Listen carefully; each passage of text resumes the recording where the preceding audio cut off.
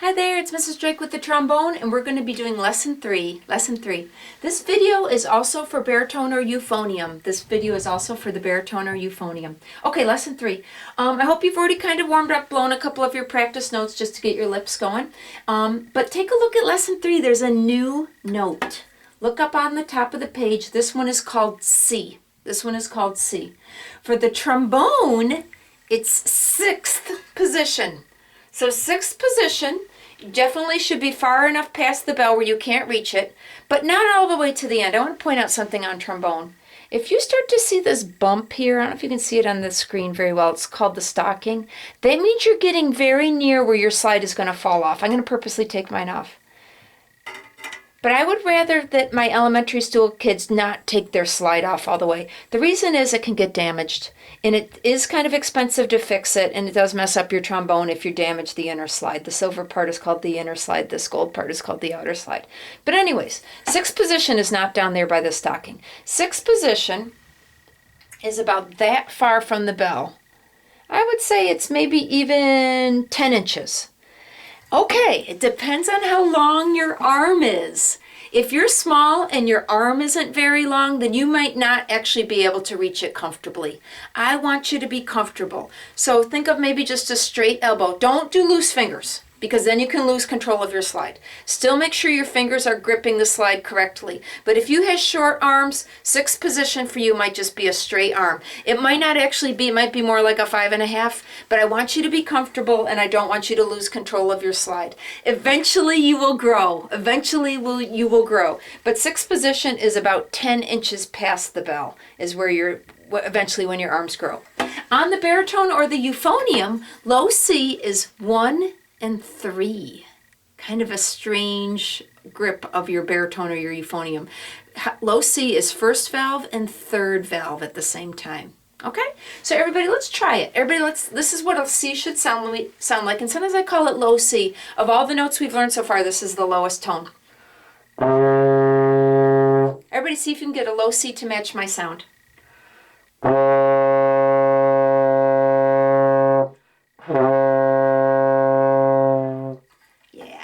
Always take breaths through your mouth, don't use your nose. And I'm encouraging you not to puff your cheeks. Keep your cheeks kind of firm, even though we're going to allow a low tone. You can see my cheeks are still firm. Okay, take a look at song 1. Do you recognize F? I hope you know your notes by now. F, E flat, D. You should know those really well. You should instantly be able to tell what they look like on the page. You should know them on your slide or on your fingers instantly. But now look at song 1. Do you see there's some C's in the middle of the song? Those are the C's, the ones that we just talked about. Okay, song number 1. There's no rests. So feel free to cut one of the notes short, grab breaths whenever you need to. Don't lose the flow of the beat, but remember, just drop out for a microsecond and grab a breath through your mouth whenever you think you need it. Okay, song number 1. This could be called a scale, meaning if it's going down step by step, they call it a scale. So it kind of goes down a 4-note scale, then it goes back up a 4-note scale. Okay, first time through, you might want to just listen to me play it. Look at your music and listen so you can get used to the flow. This is going to be song 1. Everybody find a F.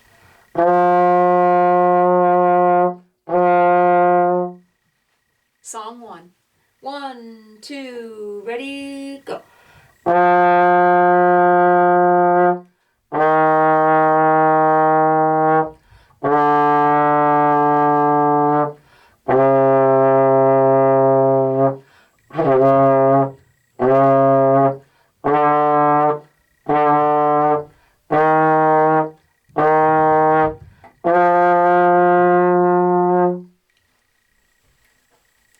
Okay, song number 2. Again, no rests, so that makes it challenging. Just drop out and grab breaths whenever you need it. Okay, take a look at song 2. Can you identify there's several C's? There's several C's in this song. And what you might notice is that the stem on the C goes up. The stem goes up on the C. Doesn't change anything with the beat. You still hold it for 2 beats. It just looks neater on the page. So on the C, the tradition is to point the stem upwards on quarter notes and half notes. Okay, song number 2. Again, it goes down the scale. There's a big skip between measure 2 and measure 3. You have to go from low C up to F. So on trombone, you have to go from 6 to 1. All in a microsecond. You got to do it quickly between those two notes. Remember, C on baritone is 1-3, and high F is no fingers at all. Okay, again, you might want to just listen to me play it first. Song 2, everybody find F? Song number 2. 1, 2, ready, go.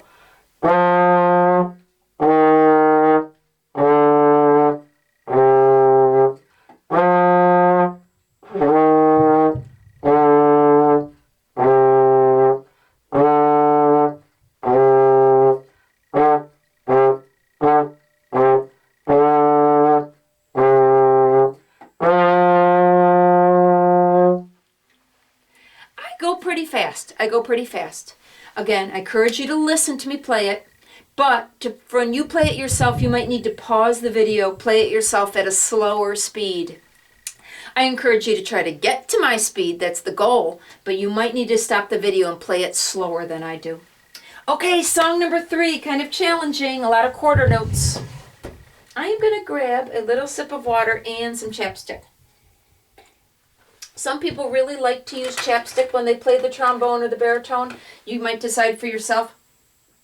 Some people even keep a chapstick in their trombone case. Some people even keep one in the inside of the case. Okay, song number 3. Getting more challenging. Everybody find F, F on song 3.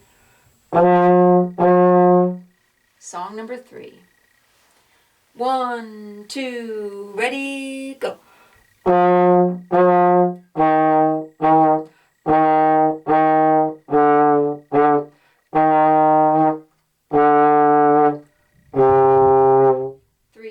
4.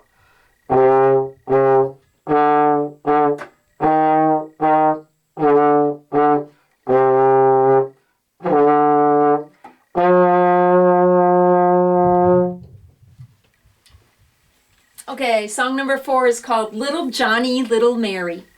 I want to remind you about writing in your book. I don't mind once in a while writing a letter or a slide position or a finger position, but do not write letters or finger positions on all the notes. Please do not. You've got to be able to read the music as it is. I don't mind a couple of reminders, but not many, okay? You've got to be able to learn to read it straight off the page. Okay, song 4, getting more complicated, song number 4. I'm going to take it kind of quick, listen to me play it, and then you might want to play it at a slower speed. Okay, song 4, everybody warm up E flat. Song 4 starts with the E flat. Song 4. 1, 2, ready, go.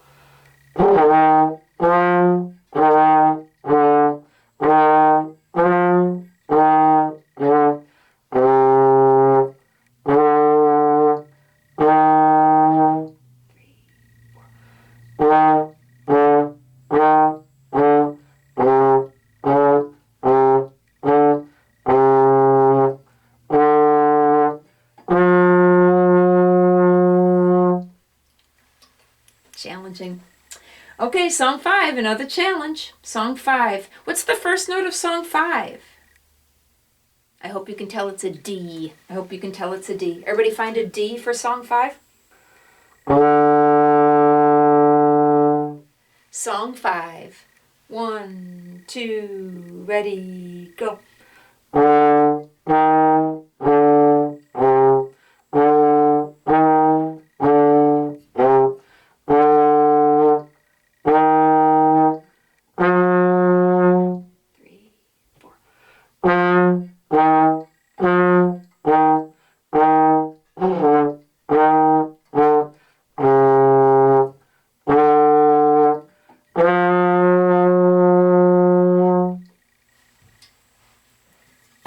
Okay, song number 6 is called Hello, Billy Joe. Okay, song 6, take a look. What is the first note of song 6? I hope you can recognize that that's a C. Song 6 starts on a C. Okay, everybody find a C. Song number 6. 1, 2, ready, go.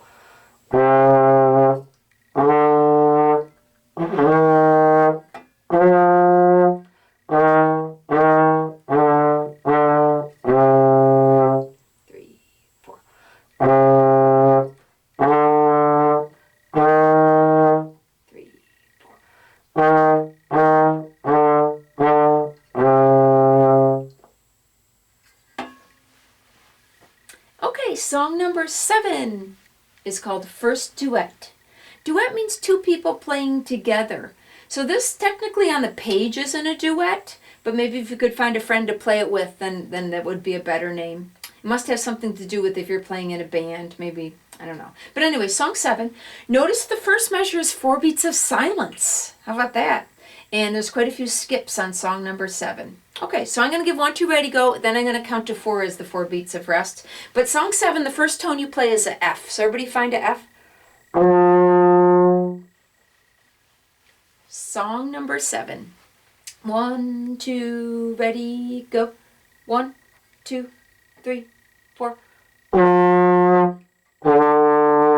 1, 2, 3, 4.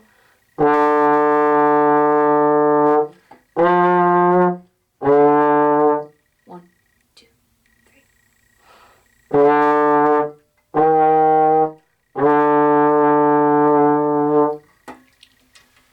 And then the last one on this page is called Ancient Trees. Ancient Trees. No rests. And what's catching my eye is it's all Fs and E flats. It's all Fs and E flats. So this one's a little bit easier than some of the other ones. Okay, Ancient Trees starts on an F. Everybody find F. Ancient Trees. 1, 2, ready, go.